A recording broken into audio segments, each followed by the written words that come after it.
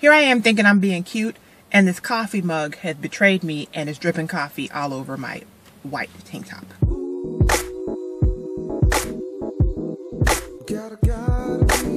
Hey you guys, it's Rushni back unapologetically vlogging in the Walmart parking lot. This is one of those vlogs where you may not even see this because I haven't decided if I'm actually going to go through with bringing you guys along on this particular experience.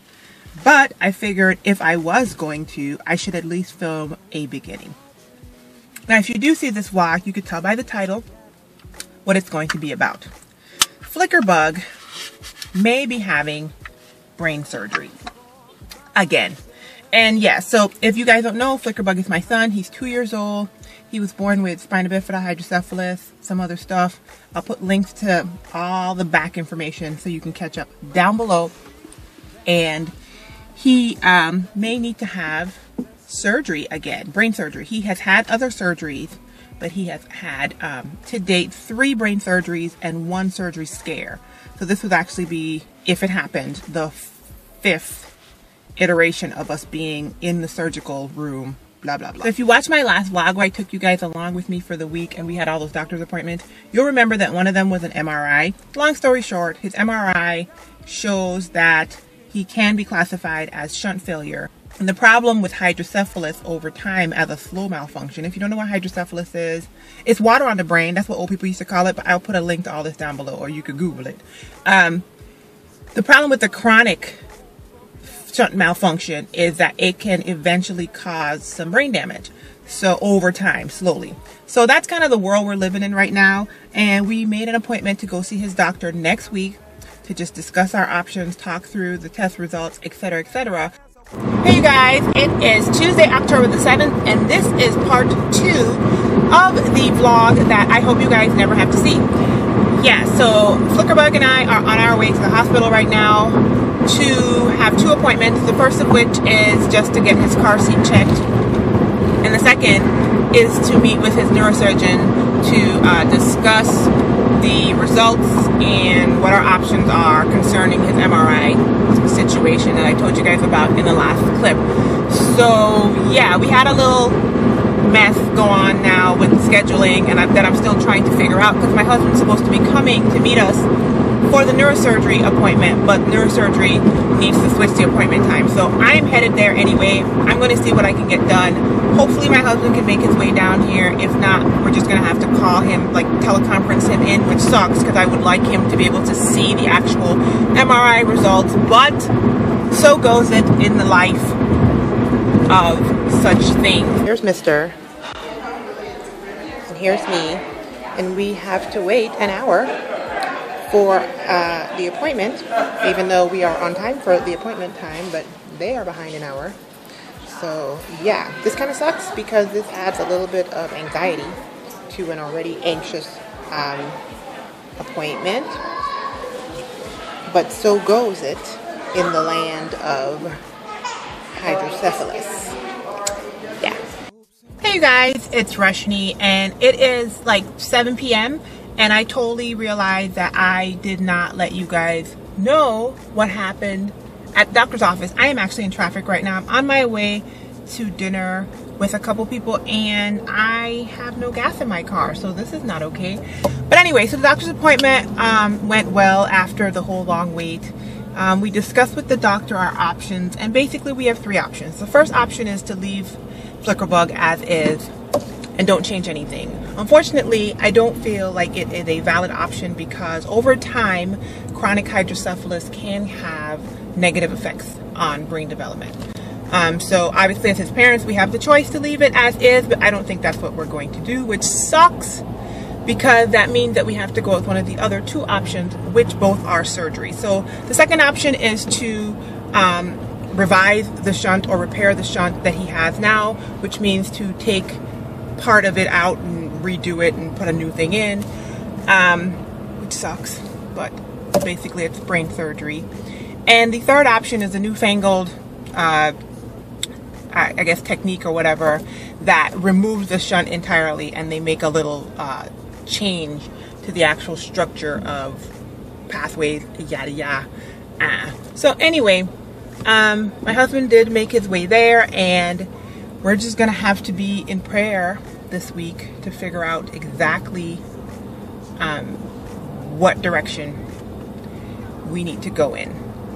So yeah, like I said, I was hoping you guys wouldn't see this vlog, but after today's discussion, I think you guys are gonna see this vlog. Hey you guys, it's Rushni. It is October the 16th or the 17th, and as usual, I'm in the Walmart parking lot. So we are still in the mindset that my son is probably going to have brain surgery, and at this point I'm relatively certain that you guys are going to see this vlog. Or we can do a new surgery, not new, but a newer surgery than shunts, since shunts are like 50, 100, like the oldest brain surgery on the planet. This is more like in the past 20, 30 years.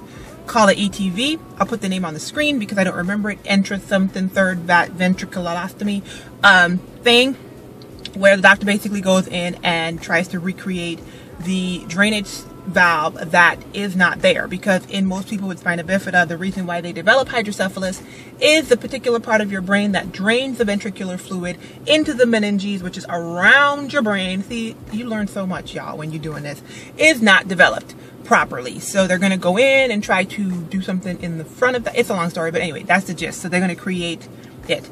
All of these things are have the chance to fail, which is just the nature of the beast. So I think I'm going to call the doctor today. We have a few questions. I've been reaching out to other parents online whose children have had the ETV surgery, because obviously we're used to the shunt stuff. My son has had a shunt, a revision base, and an externalization, and that's a long story, but whatever. And now he's had another shunt. So we're used to that. We know what that entails. This is a different doctor though. So we're a little, anxious about that, because we really wish it was his old neurosurgeon, but his old neurosurgeon has moved on to another city. That is what's going on right now. I am probably seemingly very calm. One of his physical therapists told me that, and I guess it's because I'm used to this at this point. These types of things come. They have been my son's life since birth, since before birth, actually, because the other day when we went to the MRI room, it was the exact same MRI room that I had my fetal MRI in back when I was pregnant, and he was jumping around in my stomach and they couldn't get the shot. So I was like, dang, we in here again. I kind of feel like I will cross that bridge when I get to it. So I know I'm not going to be happy if and when this surgery has to take place, but what is the point of freaking out and melting down now? I tried that. I tried just freaking out and melting down whenever the feeling swept over me, and that meant that I was freaking out and melting down 24/7. So you know what I'm gonna do? I'm gonna freak out and melt down when it's time to freak out and melt down. But at this point, my son is at school, he is chilling, and I am in the Walmart parking lot because I just went shopping and I've been chilling. I bought me some e.l.f. eyebrow gel and all sorts of things of that nature. Yeah, so I am just in that mindset. So anyway, gonna stop it here, and you guys will see me the next time I decide to touch base about this. Morning everyone, it's October the 30th at 9:10 in the morning, and I am here with Mr. We finally got some final questions answered from the doctor yesterday, and it's looking like it's definitely gonna happen in the next 2 weeks to a month, because obviously, well, our anniversary is coming up in a couple weeks, and then Thanksgiving, and so we're gonna skip Thanksgiving and all that, and we're going to do it at the beginning of next month. So we're still trying to decide. It really sucks because I will say this, yesterday was like one of the first days that I started thinking about how it was when he had his surgeries before his brain surgeries, when he was in the NICU, and the fact that they're gonna have to shave some or all of his hair off, and he's going to have at least one head wound, and yeah, it's not gonna be good, because before, when he came home and he had his head wound, he was an infant, so he really wasn't doing nothing, and so it's a lot easier to keep him from messing with it, and he wasn't active and everything, whereas now he is active and just all over the house, and he likes to scratch his head. So I'm kind of worried about that. I'm also not looking forward to seeing him with his little head shaved and all the bandages and stuff, because I don't know. I might be able to hold it together until I see that. So anywho, that's my update as of October 30th. And I'll be back whenever I have something new to tell you. Look at him yawning. It's too early. We're up because we have therapist appointment. His hey guys, I'm back. It is November the 27th, so it's actually Thanksgiving. I just finished filming a weekly update clip, and I wanted to film something to add to this surgery vlog. So earlier tonight, when I was at my friend's mom's house, I started talking to my sister-in-law and realized that my son's surgery is in like less than 3 weeks. Yeah, and for the first time in all of this particular surgery life cycle, I guess I'll call it, because he has had 5 or 6 previous surgeries, I don't know, a lot back in the day. I got really sad. I mean, like teared up, almost burst out crying sad. Now, I'm really good at hiding when I feel like that. I don't know if that comes from depression. I don't know if that comes from kind of like a weird shyness sometimes, and I don't want nobody to say I'm crazy, because that does happen for me. Or I don't know if it's because I've had my son for 2.5 years, and so I'm kind of used to his situation and getting overwhelmed by some of it and not really wanting to freak everybody else out in the room, or just a mix of all those things. But nobody really noticed. I hid it well, but my son's gonna have to have another brain surgery in less than 3 weeks, you guys. So I knew this was coming, and I knew that I was going to deal with it and feel the feelings when they got here. So I think that they're starting to get here. Now, I don't feel sad now. It's coming back a little bit because I'm talking to you guys about it. But yeah, this process sucks. This really sucks. I don't want to see him go into surgery, and I definitely don't want to see him when he gets back out, like the aftermath. But I do want a positive outcome. So yeah. A reflection of God's glory.